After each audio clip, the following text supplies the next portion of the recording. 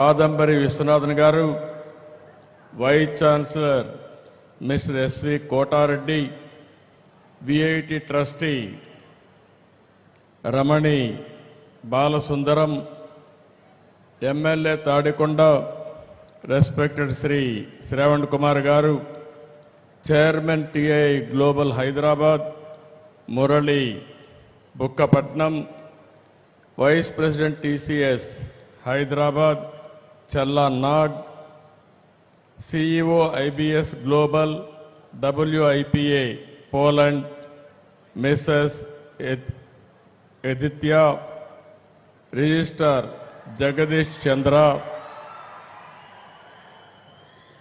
and invitees of this meeting. Wonderful meeting. After a long time I am here.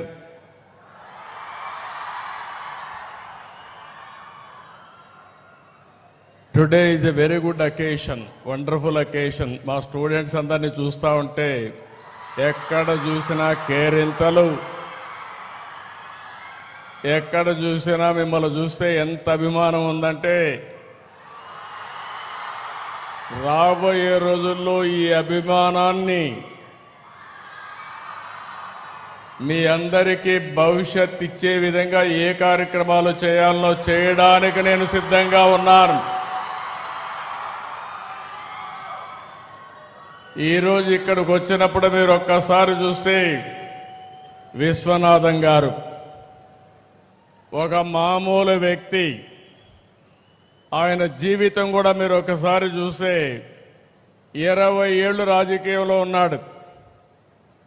ఆ రోజుట్లో అన్నాదురైతో పార్లమెంట్లో ఉండి మళ్ళీ కరుణానిధితో కూడా పనిచేసి తర్వాత ఎంజీఆర్తో పనిచేసి తర్వాత జయలలిత క్యాబినెట్లో 2 ఏళ్లు పనిచేసి తర్వాత వచ్చి విట్టు ప్రారంభించాడు. ఈ విట్టు ప్రారంభించినప్పుడు మీరు చూస్తే దగ్గర 180 మంది స్టూడెంట్స్తో ప్రారంభించాడు వెల్లూరులో. అయితే ఇది గ్రేట్ విజనరీ. 2014లో రాష్ట్ర విభజన జరిగింది. నేను అప్పటికి ఎలక్షన్ కూడా కాలేదు.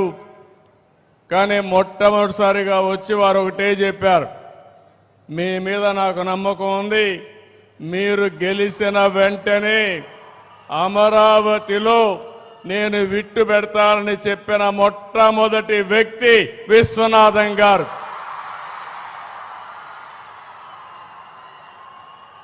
ఆ తర్వాత నేను గెలిచిన వెంటనే ఆయన రమ్మన్నాను. ఇక్కడ ల్యాండ్ కూడా మీరు ఒక్కసారి చూస్తే ప్రపంచంలో ఇలాంటి ఎక్స్పెరిమెంట్ ఎక్కడా జరగలేదు. ఒక వ్యక్తి మీద నమ్మకం పెట్టుకొని 29,000 మంది రైతులు 34,000 ఎకరాలు భూమి రాజధానికి ఇచ్చారు. మేము కూడా అభివృద్ధిలో భాగస్వాములు అవుతామని ఫార్మర్స్ ముందుకు వచ్చారు. అది ఒక టర్నింగ్ పాయింట్. మీ అందరికీ ఒక ఐడియా ఉంది, నేను ఎప్పుడు కూడా అభివృద్ధిలో ముందుంటాను. అందరమారిగా మాటలు చెప్పను. ఒక్కోసారి ట్రాక్ రికార్డు కూడా ఉంది. హైదరాబాద్లో ఎవ్వరు కూడా జూబ్లీ హిల్స్ అవతల ఏది చూడని రాళ్ళు రెప్పలు. అలాంటి రాళ్ల రెప్పల్లో భవిష్యత్తును చూసిన వ్యక్తి, భవిష్యత్తును చూసిన పార్టీ తెలుగుదేశం పార్టీ.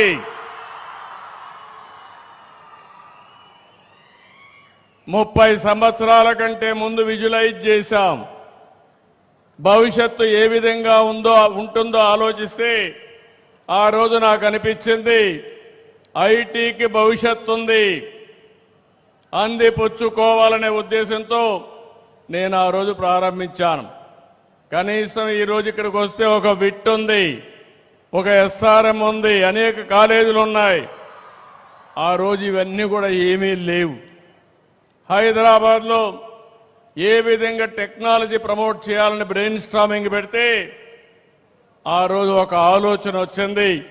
ఆ ఆలోచనలో పుట్టిందే హైటెక్ సిటీ. 14 నెలల్లో హైటెక్ సిటీ పూర్తి చేశాం. ఐటీకి ప్రాధాన్యత ఇచ్చాం. ప్రపంచంలో ఉండే కంపెనీస్ అన్ని తీసుకొచ్చాం. మన తెలుగు వాళ్ళైతే నేను ఒక మాట చెప్తే చూసి రమ్మంటే చూసి రావడమే కాదు, కాల్చి పని చేసుకొని తిరిగి వస్తున్నారు తప్ప ఎక్కడా వెనకబడరు. ఆ రోజు నేను ఒక పిలిపిస్తే తల్లిదండ్రులకు ఒక పిలిపించాను. భవిష్యత్తు ఐటీది, మీ పిల్లల్ని బాగా చదివించండి. మీరు ఎంత ఆస్తి ఇచ్చారనేది ముఖ్యం కాదు.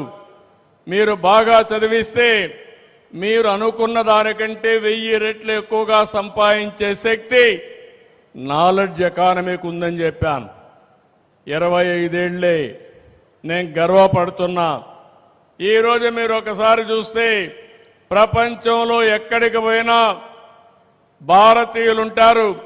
భారతీయుల్లో అగ్రస్థానంలో తెలుగువాడు ఉన్నాడని చెప్పి మరొకసారి విజ్ఞప్తి చేస్తున్నా. ఈరోజు ఒకప్పుడు ఇక్కడ ఇన్స్టిట్యూషన్స్ ఉండేటివి కాదు. లేనప్పుడు విట్ చూసినా, ఎస్ఆర్ఎం చూసినా, బిట్స్ పిలాని చూసినా, ఎక్కడ చూసినా తెలుగు వాళ్ళు ఉండేవాళ్ళు. మన జనాభా 5-6%. కానీ ఐఐటీల్లో సీట్లు మాత్రం 20% వచ్చేటివి. నేను మొట్టమొదటిసారిగా ముఖ్యమంత్రి అయినప్పుడు 1-2% ఉండేది. ఆ రోజు కావాలని ప్రమోట్ చేస్తే ఈరోజు ఏ ఎగ్జామ్లో కూడా నాలెడ్జ్ ఎకానమీలో భారతీయులు ప్రథమ స్థానంలో ఉంటే దాంట్లో ట్రెండ్ సెట్టర్గా తెలుగు వాళ్ళు ఉన్నారంటే అది ఈరోజు నేను ఆలోచించిన విధానం. ఈరోజు ఇక్కడ మీరు అందరూ ఉన్నారు. మిమ్మల్ని చూస్తే నాకు చాలా ధైర్యం వస్తూ ఉంది. రేపు 2వ తారీఖున ప్రధానమంత్రి గారు అమరావతి పునఃప్రారంభం. ఈ కార్యక్రమం అదిరిపోయే విధంగా మీరందరూ కూడా రావాలని మీకు కూడా స్వాగతం పలుకుతున్నా. ఆ రోజు హైదరాబాద్లో నేను హైటెక్ సిటీ గురించి మాట్లాడి హైటెక్ సిటీ కట్టాం. అదే మాదిరిగా ఐటీకి ప్రాధాన్యత ఇచ్చాం. ఈరోజు కాలం మారింది. ఇక్కడే క్వాంటమ్ వ్యాలీకి ఫౌండేషన్ వేస్తున్నాం.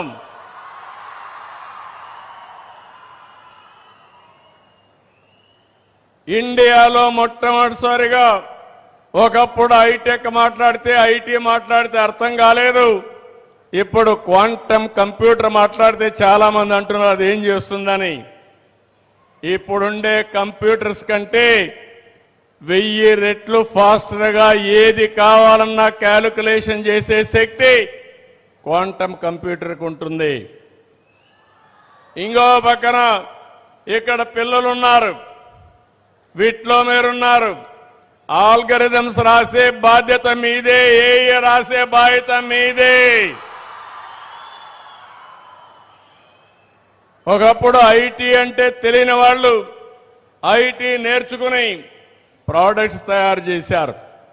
ఈరోజు మీరందరూ కూడా నేను ఒకే పిలిపించాను.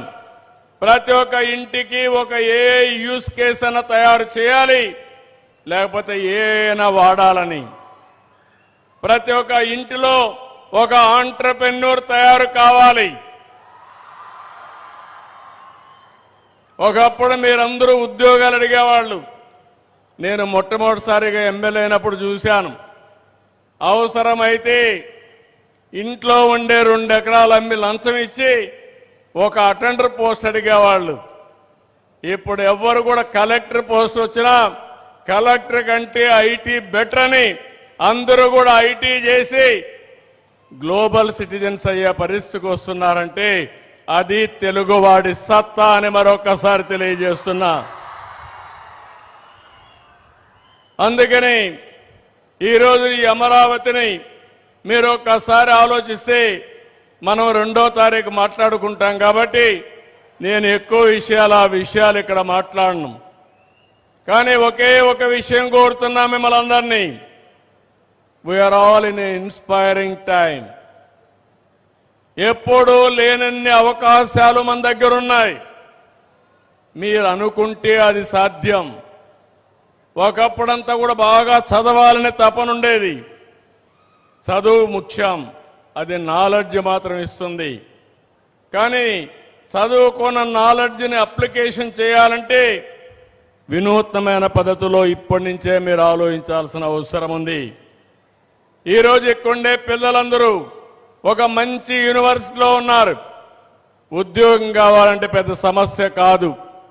విట్టు అమరావతి చూస్తే 95% ప్లేస్మెంట్లు వచ్చేశాయి. ఉద్యోగం గ్యారంటీ.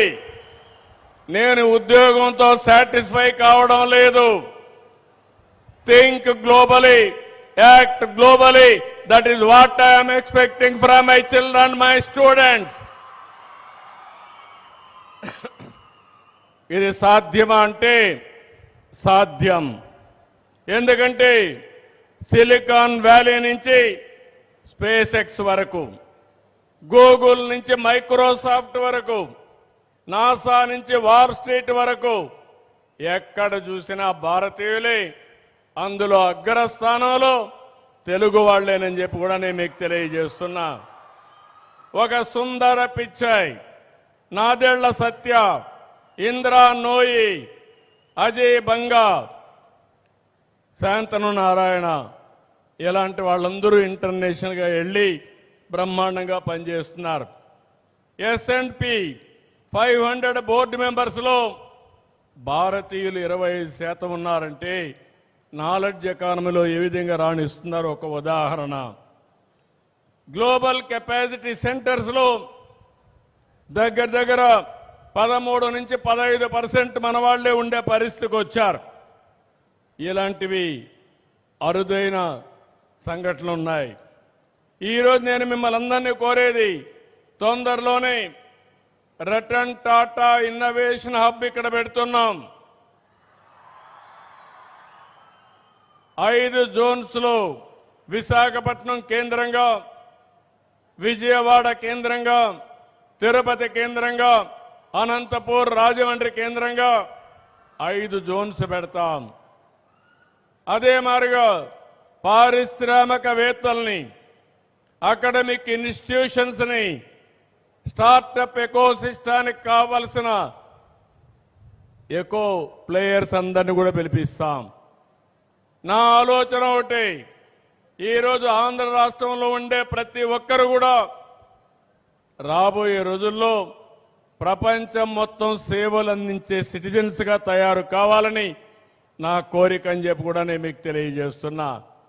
ఒక ఉదాహరణ మీకు చెప్తున్నాను. ఈరోజు వాట్సాప్ గవర్నెన్స్ ఉంది. ఒకప్పుడైతే ఏ చిన్న పని కావాలన్నా MRO ఆఫీసుకు పోవాలి. క్యాస్ట్ సర్టిఫికేట్ కావాలన్నా, డేట్ ఆఫ్ బర్త్ కావాలన్నా, నేటివిటీ కావాలన్నా అన్నిటికి వెళ్ళాలి. అన్నెసరీ సర్టిఫికేట్లు అన్ని ఇచ్చేవాళ్ళు. స్టూడెంట్స్ కూడా గంటల తరబడి ఆఫీసుల చుట్టూ తిరిగేవారు. ఈరోజు నేను వచ్చిన తర్వాత ఒకటి ఇంట్రడ్యూస్ చేశాను, వాట్సాప్ గవర్నెన్స్. 1000 సేవలు వాట్సాప్ ద్వారా మీ సెల్ ఫోన్లోనే ఏ సేవలు కావాలన్నా ఇచ్చే ఏర్పాటు చేశామంటే అది తెలుగుదేశం పార్టీ ఎన్డీఏ గవర్నమెంట్ అని చెప్పి తెలియజేస్తున్నా. అందులో కూడా మీరు ఫిల్అప్ కూడా చేయక్కర్లేదు. నెంబర్ కొట్టి హాయ్ అని ఏం కావాలనో చెప్తే ఆటోమేటిక్గా సేవలు మీకు అందించే పరిస్థితికి వస్తున్నాం. నేను ఒక ఎగ్జాంపుల్ చెప్తున్నాను ఇక్కడుండే స్టూడెంట్స్కి అందరికీ. స్వర్ణ ఆంధ్రప్రదేశ్ 2047కి ఒక రోడ్ మ్యాప్ తయారు చేశాం. 10 ప్రిన్సిపల్స్ పెట్టుకున్నాం. ఈరోజు మన ఆదాయం మీరు చూస్తే దగ్గర దగ్గర 2,60,60,000 రూపాయలు ఉంది పర్ క్యాపిటా ఇన్కమ్. 2047కి 58 లక్షల రూపాయలు పర్ క్యాపిటా ఇన్కమ్ చేయాలని ముందుకు పోతున్నామని చెప్పి కూడా నేను మీకు తెలియజేస్తున్నా. ఈరోజు రాష్ట్ర సంపద జీఎస్టీపీ మీరు చూస్తే దగ్గర దగ్గర 16,50,000 ఉంది. దీన్ని 3,05,00,000 చేయడానికి ముందుకు పోతున్నాం. అంటే మన ఎకానమీ $2.4 ట్రిలియన్ చేరే విధంగా కార్యక్రమాలు ఏర్పాటు చేస్తున్నాం. మోడీ గారు అయితే వికసిత్ భారత్ 2047 ప్రణాళిక తయారు చేశారు. ఒకప్పుడు 10వ ఆర్థిక వ్యవస్థ, నిన్నటి వరకు చూస్తే 4. ఈ రోజు IMF అనౌన్స్ చేశారు 4వ ఆర్థిక వ్యవస్థ భారతదేశం. ఇంకొక 2 ఏళ్లలో 3వ ఆర్థిక వ్యవస్థకు వస్తాం. 2047కి మిమ్మల్ని అందరినీ చూస్తే నాకు ఆ ధైర్యం ఉంది. భారతదేశం ప్రపంచంలో నెంబర్ 1గా నెంబర్ 2గా ఉంటుంది తప్ప ఇంకోటి కాదని కూడా విజ్ఞప్తి చేస్తున్నా. నిన్నే మనం చూశాం కాశ్మీర్లో టెర్రరిస్టులు చేసిన పని. ఈ దేశం యొక్క శక్తి ముందర ఇలాంటి కుయుక్తులు ఏమీ పని చేయవు. అది గుర్తుపెట్టుకోమని హెచ్చరిస్తున్నా. ఎవరైనా భారతదేశ జోలుకొస్తే అక్కడి నుంచి మటాష్ అయిపోతారు తప్ప వీళ్ళు చేయగలిగింది ఏమీ ఉండదు. తీవ్రవాద సమస్య కానీ టెర్రరిస్ట్ సమస్యలు కానీ ఈ దేశాన్ని ఏమీ కూడా షేక్ చేయలేవు. అది భారతీయుల్లో ఉండే ధైర్యం, ఐకమత్యం. అవసరమైతే ఇలాంటి సవాళ్లు వచ్చినప్పుడు మనం అందరం కూడా సంఘటితంగా ఉండి ఈ దేశాన్ని రక్షించుకునే శక్తి, యుక్తి భారతీయులకు ఉందని చెప్పి కూడా నేను మీకు తెలియజేస్తున్నా. ఇక్కడికి వచ్చినప్పుడు నేను మిమ్మల్ని అందరినీ ఒకటే కోరుతున్నా. నేను ఎప్పుడూ మాట్లాడినా 20 ఏళ్లకు 30 ఏళ్లకు ముందే మాట్లాడుతూ ఉంటాను. చాలామంది అంటారు ఇవన్నీ మాకు అర్థం కావని. అర్థం చేసుకున్న వాళ్ళు బాగుపడుతున్నారు, అర్థం చేసుకోలేని వాళ్ళు అక్కడే ఉంటున్నారు. ఈరోజు నేను మిమ్మల్ని అందరినీ కోరేది ఒకటే. ఈరోజు ఆధార్ ఉంది.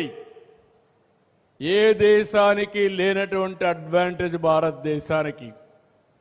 డూప్లికేషన్ ఏం లేదు.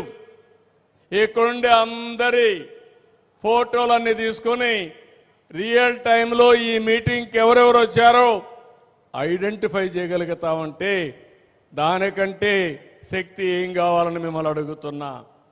మీరంతా కూడా ఐటీ పిల్లలు కాబట్టి మీరు ఇంకా బాగా అర్థం చేసుకోగలుగుతారు.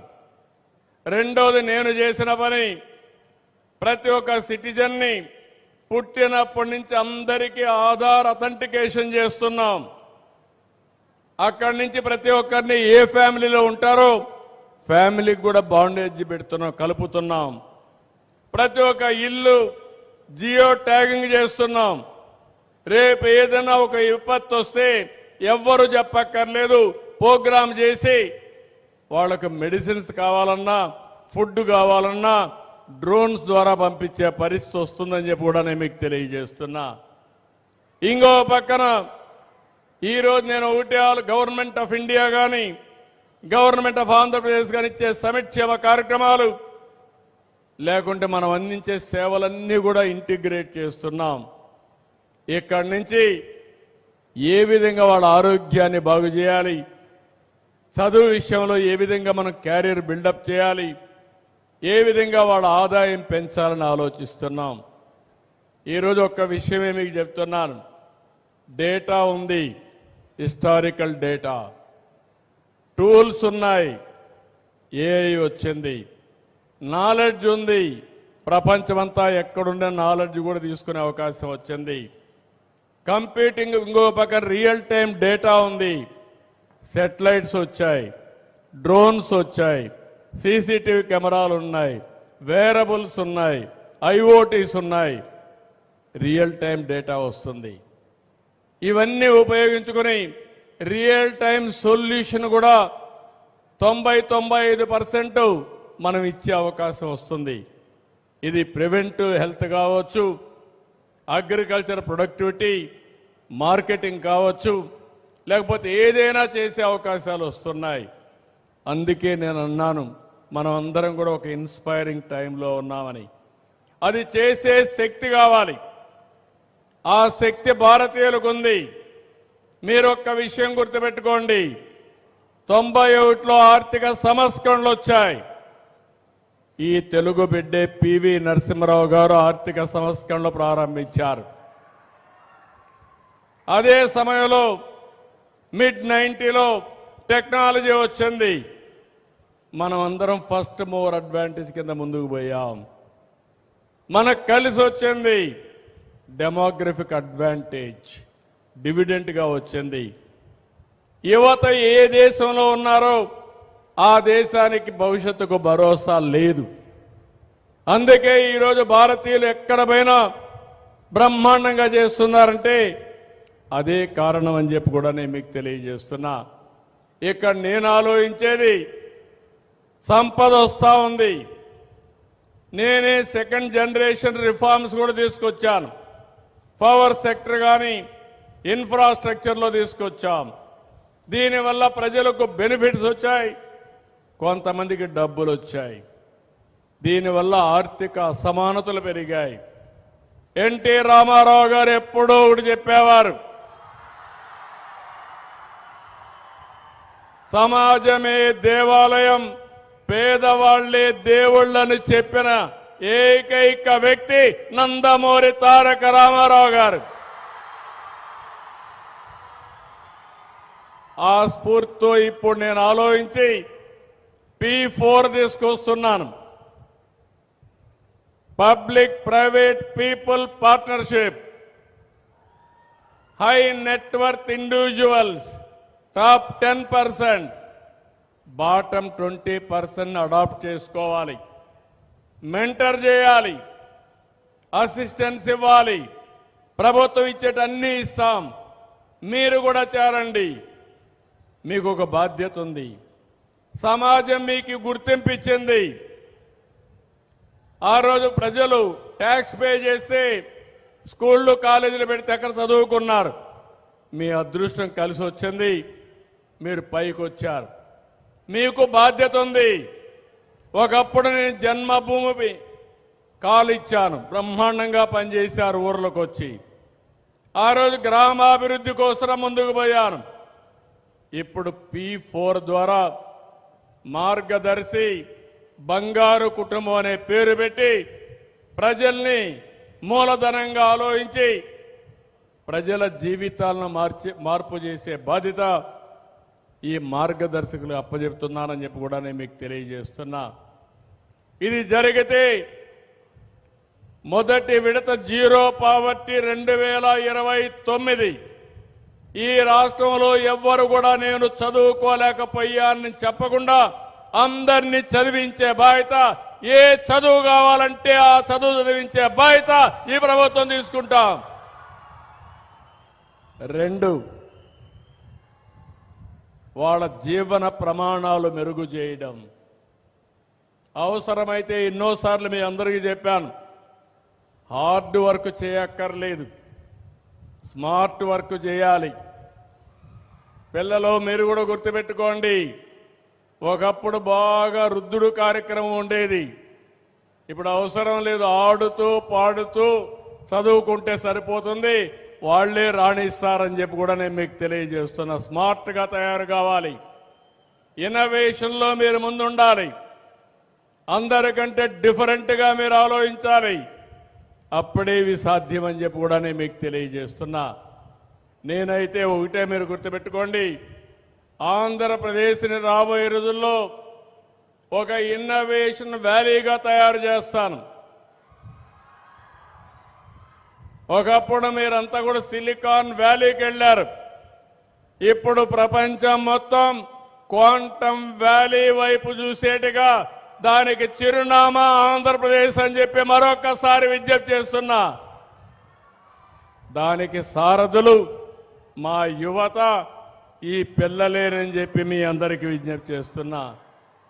అందుకని ఈరోజు విశ్వనాథ్ గారికి ఒకటే కోరాను. నేను మొట్టమొదటి అడిగినప్పుడే 200 ఎకరాలు భూమి అడిగితే ఆ రోజే నేను చెప్పాను ఒకే కండిషన్. అమరావతిలో 5 లక్షల మంది స్టూడెంట్స్ అంతా కూడా హైయర్ ఎడ్యుకేషన్ చేయాలి. మినిమం 5 లక్షలు. ఇప్పుడు 100 ఎకరాలు ఇచ్చాం. 17,000 మంది స్టూడెంట్స్ ఉన్నారు. 5 సంవత్సరాలు సమయం అంతా కూడా వృధా అయిపోయింది. ఈరోజు వారికి కావలసిన భూమి ఇచ్చే బాధ్యత నాది. అయితే 50,000 మంది స్టూడెంట్స్ ఉండాలి ఇక్కడ. ఇది ఒక ఇన్నోవేషన్ హబ్గా తయారు కావాలి. ఇప్పటికే ఎన్నో ఇంటర్నేషనల్ అవార్డ్స్ వచ్చాయి. Top 100 universities in the world లో విట్ ఉండడం మనందరికీ సంతోషించదగ్గ విషయం. అదే సమయంలో నేను విట్ అయితే ముందుండాలి. ఆ విట్లో కూడా విట్ అమరావతి నెంబర్ 1 గా ఉండాలని నేను కోరుకుంటున్నా. మా పిల్లలు చాలా స్మార్ట్ పిల్లలు, తెలివైన పిల్లలు కూడా. మీరు మంచి ఫ్యాకల్టీని పెడితే అక్కడి నుంచి వీళ్ళు దూసుకుపోయే పరిస్థితి ఉంటుంది. You bring best faculty all over the world. And also నేను కూడా ఇంకో మాట కూడా చెప్పాను. ఒక ఆంధ్రప్రదేశ్ స్టూడెంట్సే కాకుండా ఒక 15% ఇంటర్నేషనల్ స్టూడెంట్స్ ఉండాలి. ఒక 20% నేషనల్ స్టూడెంట్స్ ఉండాలి. ఒక 65% తెలుగు స్టూడెంట్స్ ఉంటే అప్పుడు మీరందరూ కూడా గ్లోబల్ సిటిజన్స్ కావడానికి అవకాశాలు ఉంటాయని చెప్పి కూడా నేను మీకు తెలియజేస్తున్నా. అందుకని మీరు ఇంకో మాట కూడా చెప్పాను. 200 acres of it. I am going to create competition. It should be unique campus for all its purposes. Either solar energy, they have to generate their own energy here. It is possible. I am making Amaravati clean and green, green and blue. 30% of land is going to cover with water and greenery. That is the beauty of this city. Here we are going to use only green energy. All utilities are coming in duct. And also even we are going for district cooling. Even any building wanted to have any AC, we will provide air conditioning. That is the planning we are doing. This will be 21st century, futuristic century, creative key. This will be the best place. That is where we are working. Now Amaravati, FIT is here, SRM is here, Amma University is here, and also now